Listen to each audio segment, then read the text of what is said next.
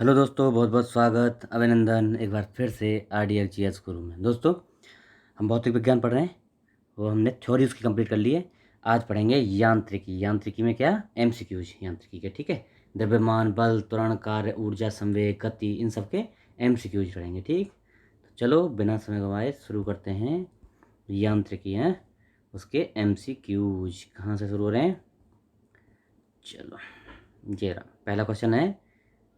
चलो शुरू करते हैं। न्यूटन के गति का पहला नियम जाना जाता है तो क्या, जड़ता का नियम, यानी जड़त्व। क्या पहले न्यूटन की गति के पहले नियम क्या बोलते हैं, लॉ ऑफ इनर्शिया, जड़त्व का नियम बोलते हैं इसको, है। क्या है उसमें, प्रत्येक पिंड अगर विराम अवस्था में तो विराम रहेगा, चल रहा है तो चलता रहेगा जब तक उस पर बाह्य बल, कोई बाह्य बल काम न करे। ये इसका मतलब है, जड़त्व का नियम बोलते हैं, ठीक है।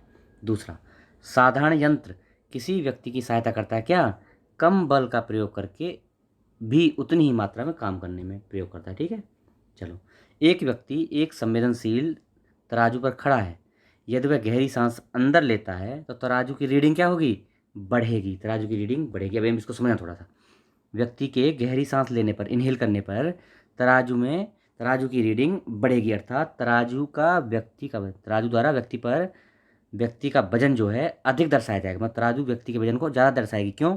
क्योंकि 1 लीटर वायु जो है उसका वजन जो होता है ना, 1.225 ग्राम वजन होता है 1 लीटर वायु का। तो देखिए, जब वायु अंदर खींच रहा है तो इसका मतलब वजन बढ़ रहा है, तो क्या होगा, तराजू की रीडिंग बढ़ेगी। 1 लीटर वायु अंदर खींचने पर व्यक्ति का वजन 1.225 ग्राम, मतलब 225 ग्राम इतना बढ़ जाएगा।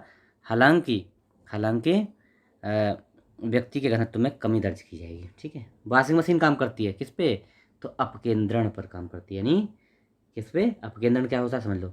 वह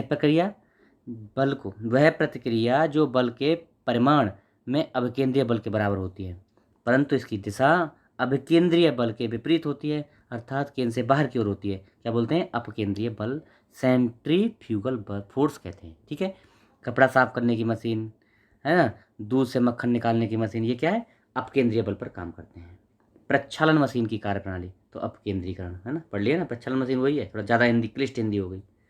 निम्नलिखित में से कौन सी राशि सदिश यानी वेक्टर नहीं है, सदिश नहीं है। तो देखो, आयतन कभी भी सदिश नहीं होता है। विस्थापन, वेग, बल, ये सब सदिश राशियाँ हैं। तो देखो, वे राशियाँ जिनको व्यक्त करने के लिए परिमाण, हाँ, दिशा और परिमाण दोनों की आवश्यकता होती है, सदिश राशियाँ कहलाती हैं।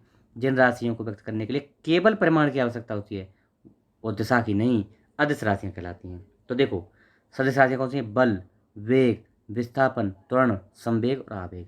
संवेग, आवेग, बल, वेग, त्वरण, विस्थापन, ये सब क्या है, सदिश राशियाँ हैं। बाकी आयतन क्या बचा, आयतन है ना, इसके हिसाब से, ऑप्शन के हिसाब से आयतन अदिश राशि है, बाकी सभी राशियाँ अदिश राशियाँ, ठीक है। कौन सी राशि सदिश राशि है, सदिश, तो संवेग अभी पढ़े ना, सदिश राशि है। अच्छा, कौन सी राशि सदिश राशि है, फिर पूछा है, तो विस्थापन, विस्थापन क्या है, सदिश राशि है। पदार्थ के संवेग यानी मोमेंटम और वेग के अनुपात में कौन सी राशि प्राप्त होती है, तो क्या होती है, द्रव्यमान। देखो, संवेग क्या होता है, द्रव्यमान गुणा त्वरण, और द्रव्यमान क्या हो जाएगा, संवेग बटे वेग।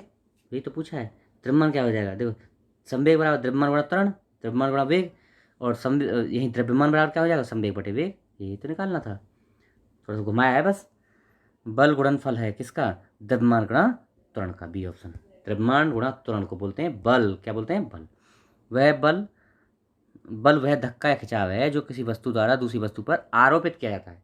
बल बराबर क्या होता है, द्रव्यमान गुणा त्वरण, यानी F बराबर एम ए, एफ बराबर एम ए।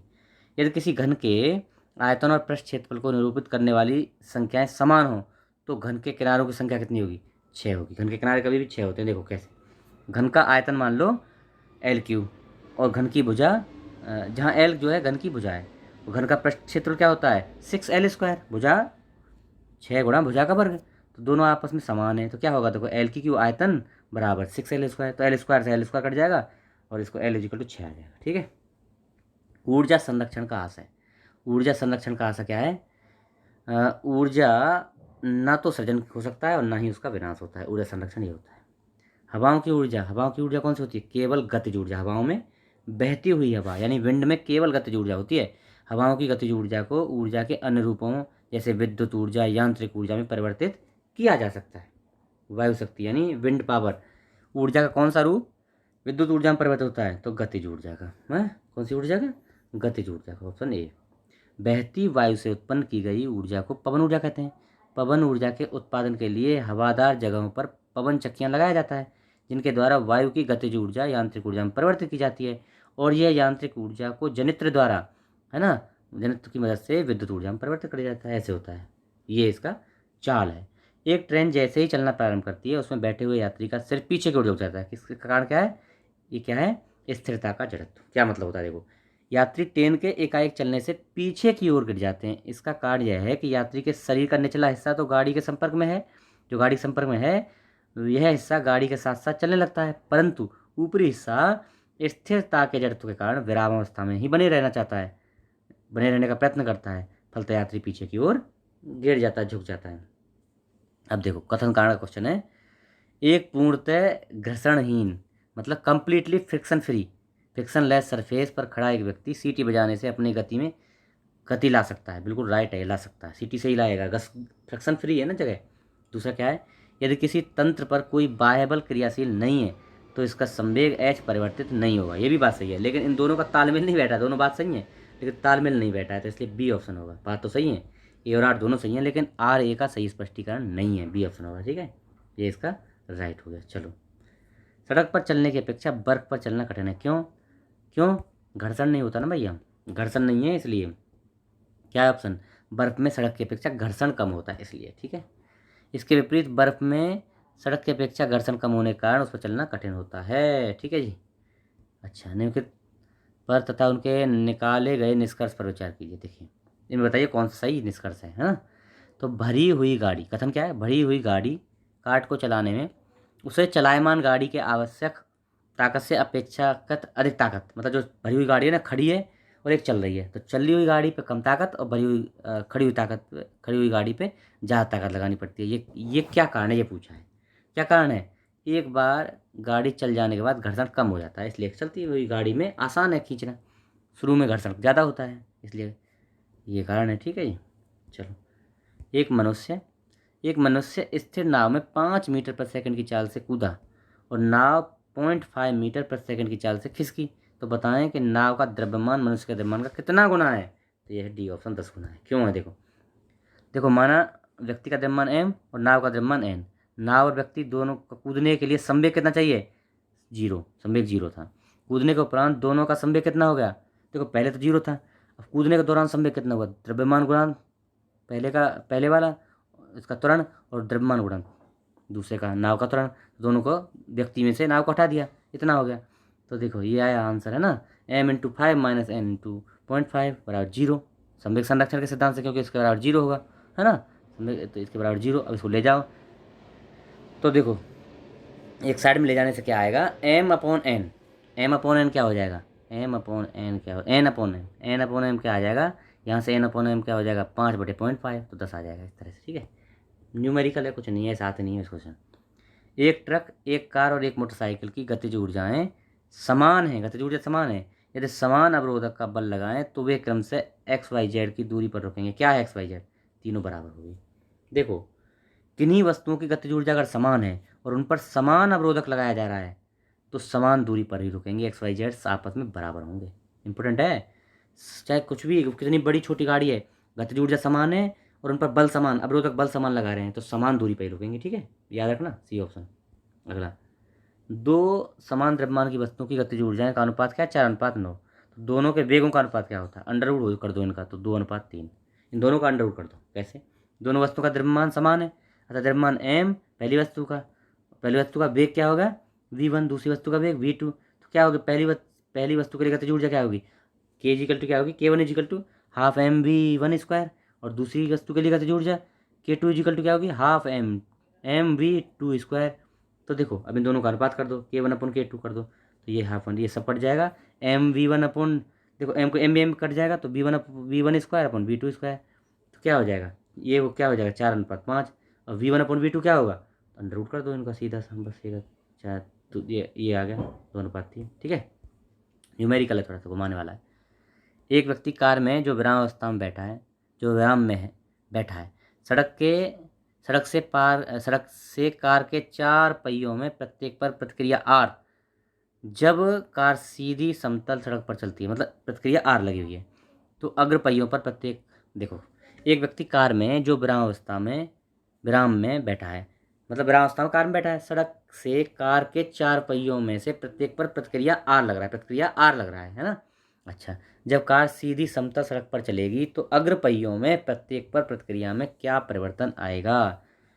तो आर से कम होगा, मतलब पहले जो प्रतिरोध लग रहा था उससे कम क्यों होगा? अरे तभी पढ़े थे हम भाई, जब कोई चीज़ खड़ी है तो प्रतिरोध ज़्यादा, और जब चलने लगी तो प्रतिरोध कम, यानी घर्षण कम। वही है बस, अभी तो पढ़े थे, यही वही चीज़ है, घुमाया है बस, और कुछ नहीं है।